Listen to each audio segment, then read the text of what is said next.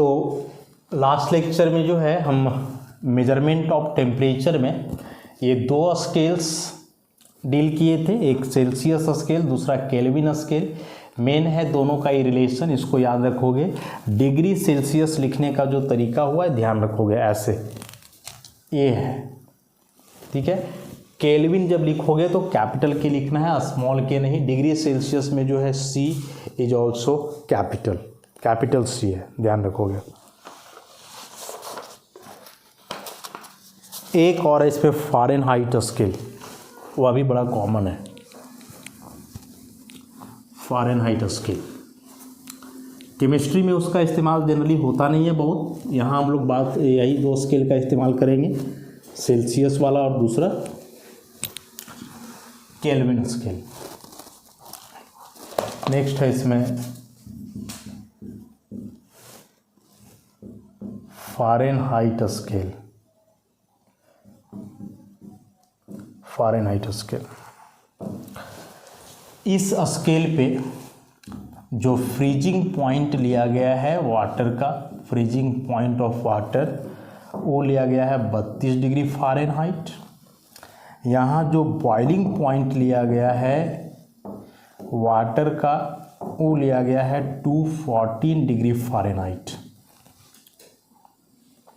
तो इसका जो रेंज आएगा स्केल का, range of the scale, minus कर दो, 214 माइनस 32, सो 4 में 2 गया 2, ये हो जाएगा 18, 182 आ जाएगा ना, 182 डिग्री आ जाएगा। अंतर देखो ना, ये फ़ारेनहाइट था, एक हम सेल्सियस पढ़े। सेल्सियस में 0 से 100 था, 100 degree melting point, boiling point, और 0 डिग्री था फ्रीजिंग पॉइंट। और फिर हम पढ़े इसमें केल्विन स्केल। केल्विन में इसको लिए थे हम 273 से 0.15 से लेकर के 373.15 तक। अब यदि इन सबको कॉरिलेट करोगे, फ़ारेनहाइट को सेल्सियस के साथ फिर केल्विन के साथ, तो क्या रिलेशन आना चाहिए? तो डिग्री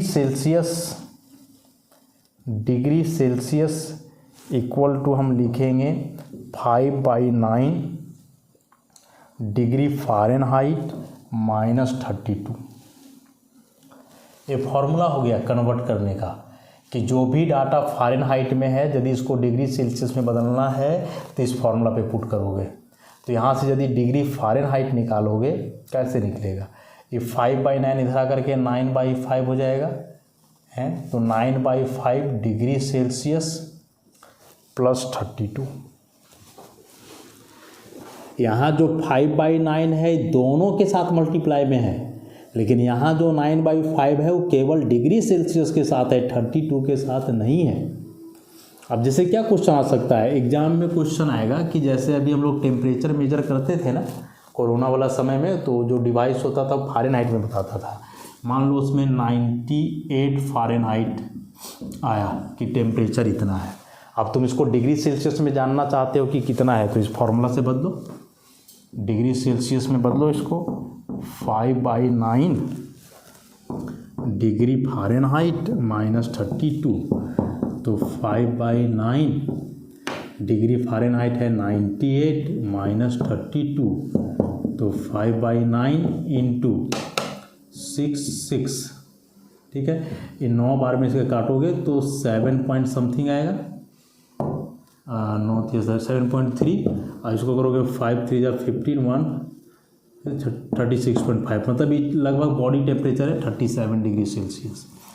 तो वही था उसमें कि 98 100 के आसपास है तो आप नॉर्मल हो। अब किसी का 104 105 इतना जा रहा था, तो वैसे निकालोगे। मान के चलो कि ये किसी का निकाल रहे हो 110 डिग्री फ़ारेनहाइट आ गया है, तो जब यहाँ से इसको डिग्री सेल्सियस में बदलोगे तो 5/9 110 माइनस 32, तो 5/9 इंटू कितना हो जाएगा, 10 में 2 गया 8, और फिर 10 में 3 गया 7, और इसको यहाँ से काटोगे 8 बार में लगभग कटेगा। 5 × 8.7 ऐसे करके आएगा, मतलब ये लगभग 45 डिग्री सेल्सियस के आसपास आने वाला है। लगभग 44-45 के आसपास। अब बॉडी टेम्परेचर तो 37 है, तो उतना हो गया बॉडी टेम्परेचर, इसका मतलब कि बढ़ गया बॉडी टेम्परेचर, तबीयत खराब है। तो वहाँ से लोग समझ जाता था बुखार लगा हुआ, कोरोना हो गया इसको। तो उसमें डिग्री सेल्सियस में नहीं, फ़ारेनहाइट में बताता था। तो फ़ारेनहाइट को हम बदलना चाहेंगे तो ऐसे। तो इन फार्मूलाज को केवल याद रखोगे बस, ये जरूरी पड़ेंगे। हालांकि न्यूमेरिकल हम लोग सॉल्व करेंगे तो वहाँ ये 2 स्किल्स आएंगे, ये वाला स्किल नहीं आने वाला है, लेकिन फिर भी जानना है। एक और होता है शायद रिमर स्केल, फिजिक्स में पढ़ोगे उसको, यहाँ इसका यूज पड़ेगा नहीं हमें।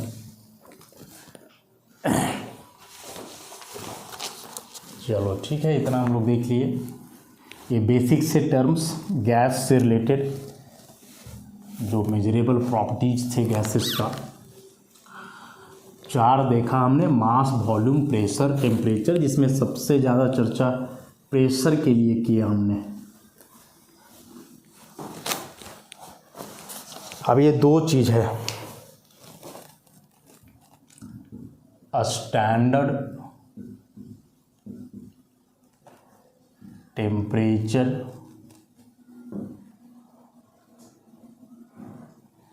एंड प्रेशर,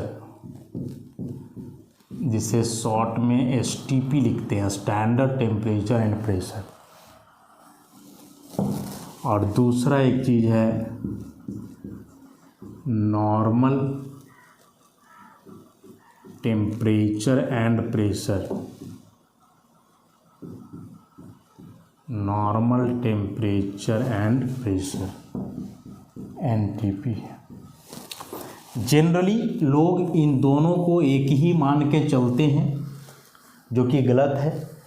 यह स्टैंडर्ड टेम्परेचर प्रेशर और नॉर्मल टेम्परेचर प्रेशर एक चीज़ नहीं है, अंतर है यहाँ टेम्परेचर का खास करके। स्टैंडर्ड टेम्परेचर प्रेशर हो तो इस केस में हम टेम्परेचर का वैल्यू लेते हैं 0 डिग्री सेल्सियस। फ़ारेनहाइट में लिखोगे तो 32 डिग्री फ़ारेनहाइट, या केल्विन में लिखोगे तो 273.15 केल्विन। हालांकि जब हम लोग आगे न्यूमेरिकल वगैरह सॉल्व करते हैं तो वहाँ 0.15 को हटा देते हैं, कैलकुलेशन आसान हो इसके लिए। तो 0.15 बहुत ज़्यादा मायने नहीं रखता है, तो हो सकता है इस 0.15 को इग्नोर करके चले हम, तो ध्यान रखोगे। तो स्टैंडर्ड टेम्परेचर और प्रेशर का मतलब हुआ कि इस केस में टेम्परेचर हमें लेना है या तो 0 डिग्री सेल्सियस, या इतना डिग्री फ़ारेनहाइट, या फिर इतना केल्विन।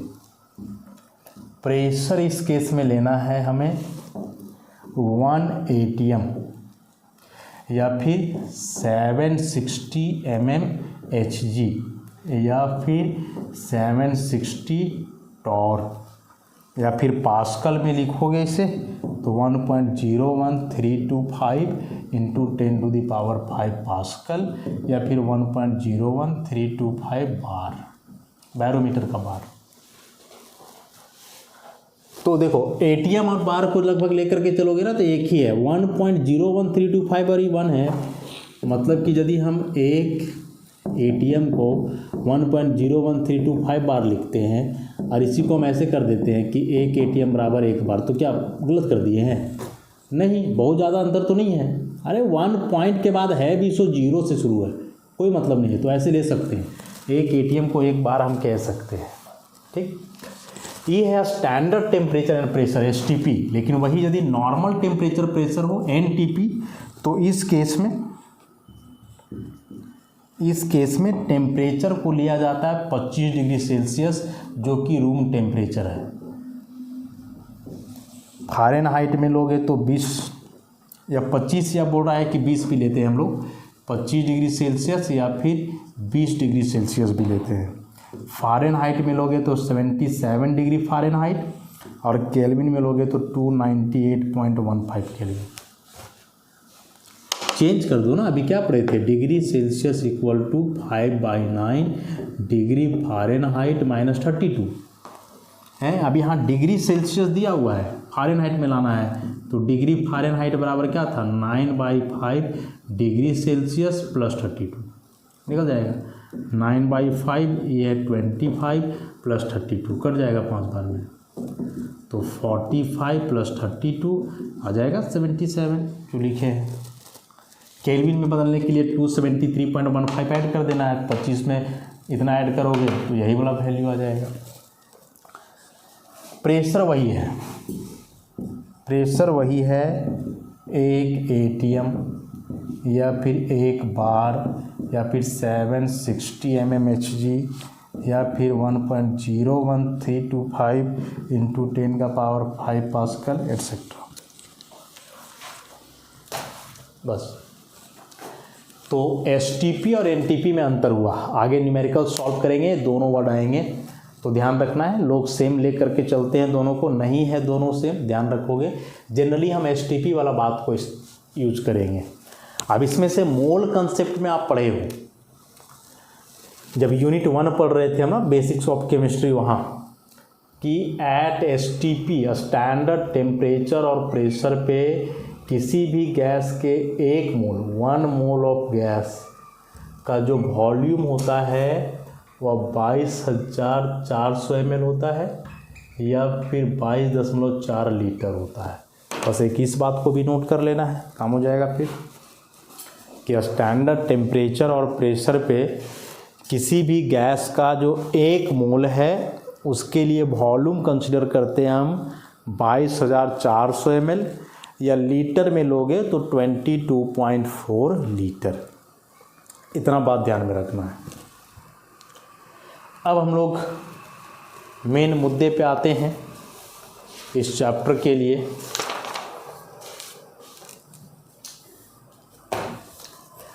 काफ़ी इम्पोर्टेंट टॉपिक।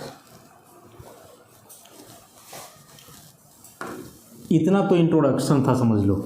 मेन टॉपिक को पढ़ने के लिए इन सारे छोटे छोटे टर्म्स को हमें जानना था, सो हमने जान लिया। और ये 4 टर्म्स हमने जाने। शुरू में मास हमने देखा, मतलब एक प्रकार से अमाउंट, फिर वॉल्यूम, प्रेशर, टेम्परेचर। तो गैसों के लिए ये 4 चीज़ हमने देखा, मास, वॉल्यूम, उसके बाद प्रेशर एंड देन टेम्परेचर। मास कहने का मतलब एक प्रकार से अमाउंट हुआ, और अमाउंट को हम मास में ना लिख करके जनरली नंबर ऑफ मोल्स के टर्म में लिखते हैं। अब नंबर ऑफ मोल्स का सिंबल है N, वॉल्यूम का है V, कैपिटल V, प्रेशर का है स्मॉल p, टेम्परेचर का है कैपिटल T। तो ये 4 चीज़, अमाउंट, वॉल्यूम, प्रेशर, टेम्परेचर, ये 4 मेजरेबल प्रॉपर्टीज हुए किसी भी गैस के लिए। अब इन चारों में से किसी 2 को कांस्टेंट रखेंगे, एनी 2 केप्ट कांस्टेंट। 4 में से किसी 2 को हम कांस्टेंट रखेंगे और बाकी 2 वेरिएबल होगा। Rest 2 are variable. ठीक। तो गैसों के लिए यह जो 4 मेजरेबल प्रॉपर्टीज है उसमें से किसी 2 को कांस्टेंट रख करके बाकी 2 के बीच आपस में कैसा रिलेशन होगा उसे समझने के लिए जो नियम अभी हम पढ़ने वाले हैं, उन्हीं नियमों को कहा जाता है गैस लॉज, गैस का नियम। क्या बताएं हम कि गैस लॉ है क्या? तो गैसों के जो 4 मेजरेबल प्रॉपर्टीज हैं, number of moles, volume, pressure और टेम्परेचर, उन चारों में से किसी 2 को कांस्टेंट रखते हुए बाकी 2 के बीच आपस में कैसा रिलेशन है, इस बात को समझते हैं हम लोग जिस लॉ के मदद से, उसे ही हम कहेंगे गैस लॉ। अब वो कितने तरीके से हो सकता है सो तुम समझ लो। एक बार में प्रेशर टेम्परेचर कांस्टेंट रखोगे तो नंबर ऑफ मोल्स वॉल्यूम के बीच रिलेशन आएगा।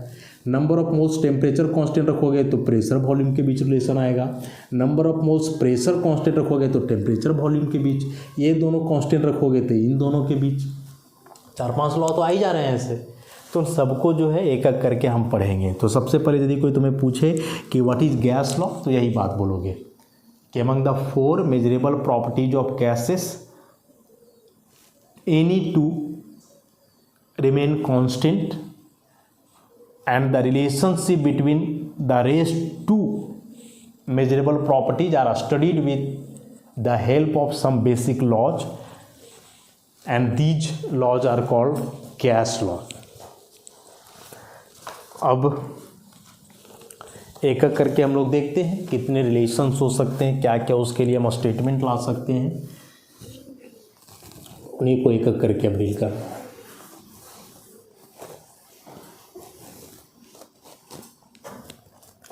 तो सबसे पहले इसमें आता है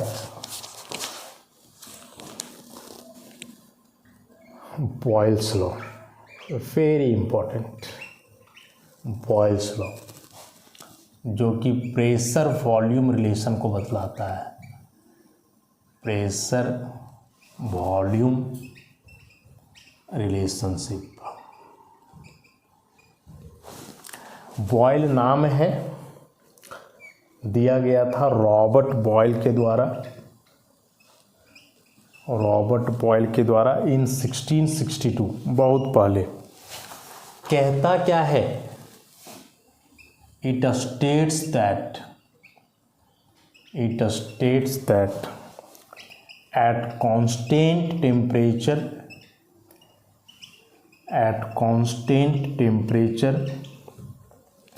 the volume of a fixed amount of gas at constant temperature, the volume of a fixed amount of gas is inversely proportional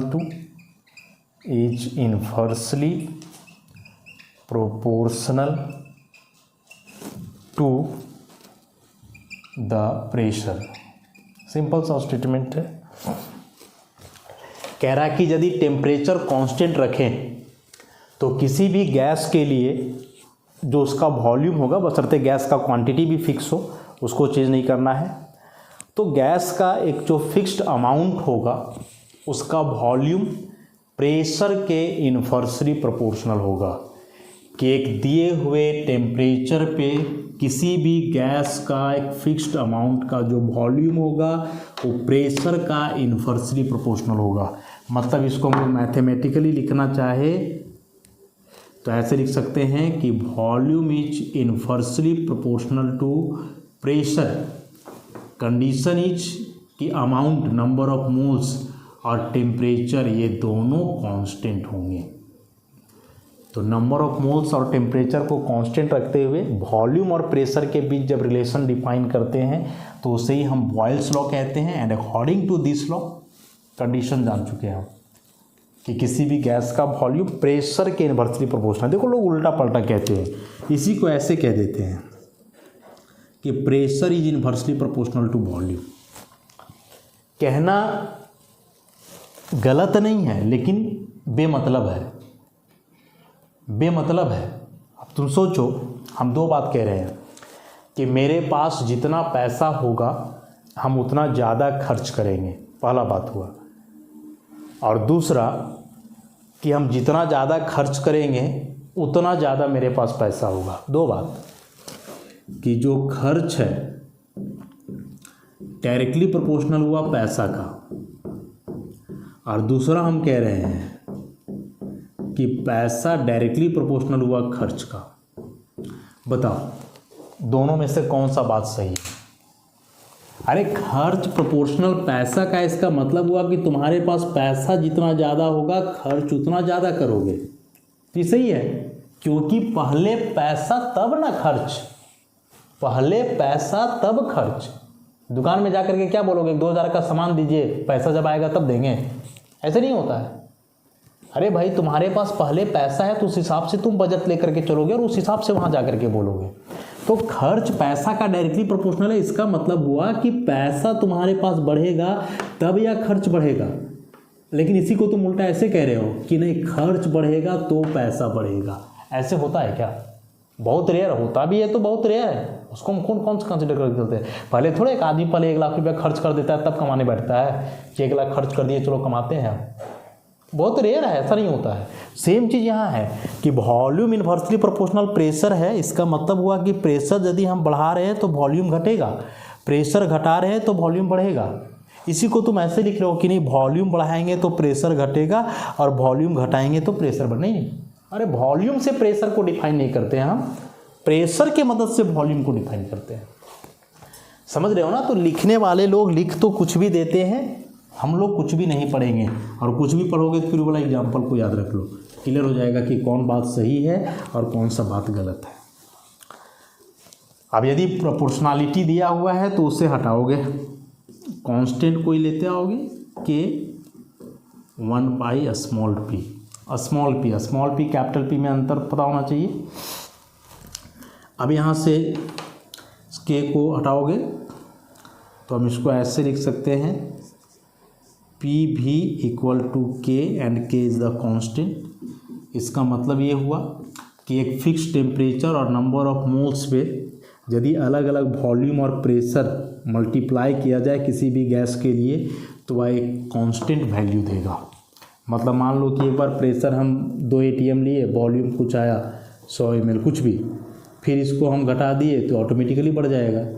तो दोनों केस में जो प्रोडक्ट आएगा पहले वाले केस में और सेकेंड वाले केस में दोनों का वैल्यू सेम ही आएगा। इसका मतलब यही हुआ कि टेम्परेचर और नंबर ऑफ मोल सेम है तो प्रेशर वॉल्यूम का जो प्रोडक्ट होगा किसी भी गैस के लिए उसका एक कांस्टेंट वैल्यू आएगा कि when the temperature of A given mass of confined gas is constant the product of its pressure and volume is also constant.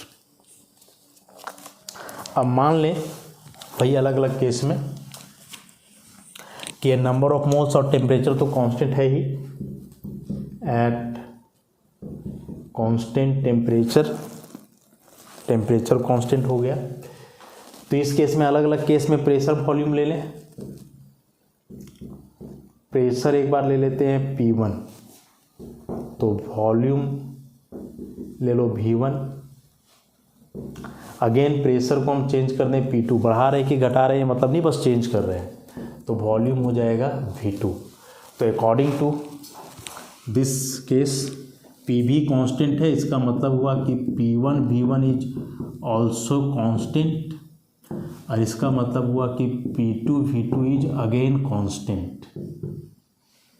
ऐसे अब यदि ये दोनों कांस्टेंट है तो आपस में भी सेम होगा तो हम लिख सकते हैं P1 V1 equal to P2 V2 और इसको चेंज करके लिख सकते हो P1 by P2 equal to V2 by V1। P2 को इधर ले आए, V1 को उधर ले गए, एक फॉर्मूला आ गया P1 बाई P2 बराबर V2 बाई V1, फॉर्मूला हो गया यहाँ से।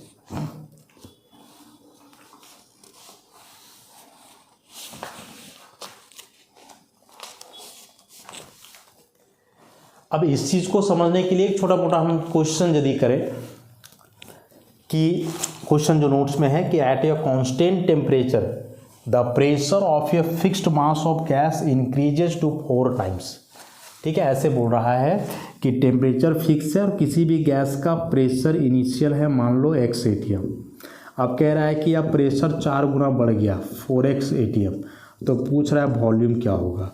अरे अब चूंकि वॉल्यूम प्रेशर के इन्वर्सली प्रोपोर्शनल है तो यदि प्रेशर 4 गुना बढ़ रहा है तो वॉल्यूम 4 गुना घटेगा, सिंपल सी बात है।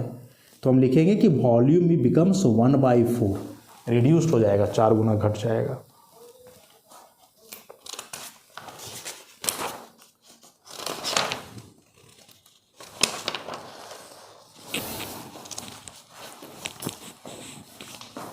अब इसके लिए कुछ ग्राफ्स हैं बॉयल्स लॉ से रिलेटेड और एक ग्राफ काफ़ी इंपॉर्टेंट होते हैं एग्ज़ाम में। जो है बहुत सारे क्वेश्चन डायरेक्टली या इनडायरेक्टली ग्राफ से पूछा जाता है, अलग अलग दिया हुआ रहेगा, वॉल्यूम प्रेशर टेम्परेचर वगैरह कांस्टेंट कर देगा, पूछेगा कि यह ग्राफ जो है कौन सा लॉ को रिप्रेजेंट कर रहा है।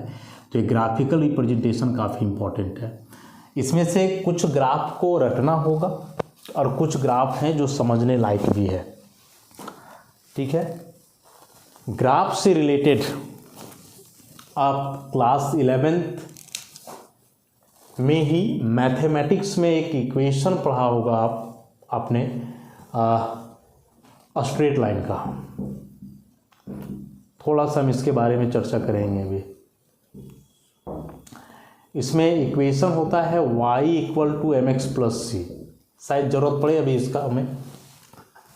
अब यह जो इक्वेशन है y = mx + c, इसमें से y है y को हम क्या कहते हैं, कोऑर्डिनेट ऑन y एक्सिस कह सकते हैं कि y को कहाँ कट करेगा, x हो गया कि x एक्सिस को कहाँ कट करेगा, and c is the intercept on y axis, c is the intercept on y axis and m is the slope. अब इसमें से बात केवल याद ये रखना है कि यहाँ c 0 भी हो सकता है, c 0 नहीं भी हो सकता है, ठीक है। अब यदि c 0 है तो ग्राफ ओरिजिन से स्टार्ट होगा, और c 0 नहीं है तो ग्राफ ओरिजिन से स्टार्ट नहीं होगा, y एक्सिस से स्टार्ट होगा। अब यदि c > 0 है तो फिर इसमें पॉजिटिव डायरेक्शन y एक्सिस, और यदि c < 0 है मतलब माइनस में है, यहाँ पॉजिटिव में होगा यहाँ नेगेटिव में होगा, तो फिर ओरिजिन के नीचे से स्टार्ट होगा। जैसे इस तरह से हम पढ़े हैं ना, तो c = 0 तो ओरिजिन से स्टार्ट होगा, मतलब यहाँ से ग्राफ स्टार्ट होगा। अब यहाँ से इधर जाएगा वो अभी नहीं कह रहे हैं, बस यहाँ से होगा। और यदि c > 0 है, प्लस में है, तो फिर ग्राफ y एक्सिस में ऊपर से कहीं स्टार्ट होगा, कहीं से भी, यहाँ से। अब यहाँ से नीचे जाएगा कि ऊपर जाएगा, ये तो स्लोप डिटरमाइन करता है। और उसी प्रकार से यदि c < 0 हो, नेगेटिव, तो फिर ग्राफ यहाँ से स्टार्ट होगा, और यहाँ के बाद किधर जाएगा वो स्लोप डिटरमाइन करेगा। तो इंटरसेप्ट के आधार पे हम इतना पता करेंगे कि जो ग्राफ है वह ओरिजिन से स्टार्ट होगा या नहीं होगा, y एक्सिस से होगा, ठीक है। तो इसको ध्यान में रख लेना है। अब स्लोप की बारी है। m यदि 0 है तो स्लोप यदि 0 आ जा रहा है, इसका मतलब हुआ कि ग्राफ पैरेलल चला जाएगा। y तो टर्म 0 हो जाएगा, तो y c के पैरेलल चला जाएगा, इस तरह का कुछ आ जाएगा। यदि m > 0 है पॉजिटिव, तो ग्राफ अपवर्ड जाएगा, ऊपर, कि यहाँ से शुरू हो रहा था तो ऊपर की तरफ जाएगा, या नीचे से भी शुरू हो रहा था तो ऊपर की तरफ जाएगा स्लोप से। और यदि m < 0 है मतलब नेगेटिव, तो वह ग्राफ डाउनवर्ड जाएगा, नीचे, माने यहाँ से नीचे। तो e हो गया m नेगेटिव, ये भी वही है m नेगेटिव, ये ऊपर वाला हो गया m पॉजिटिव, और ये भी हो गया m पॉजिटिव, ये हो गया m 0। समझ गए? तो इतना बेसिक सा बात याद रखना। स्ट्रेट लाइन यदि पढ़े होगे तो ठीक है, नॉलेज तो होगा ही, और नहीं पढ़े होगे तो इतना बात को ध्यान में रखना है, क्योंकि इसका इस्तेमाल करने वाले हैं हम लोग।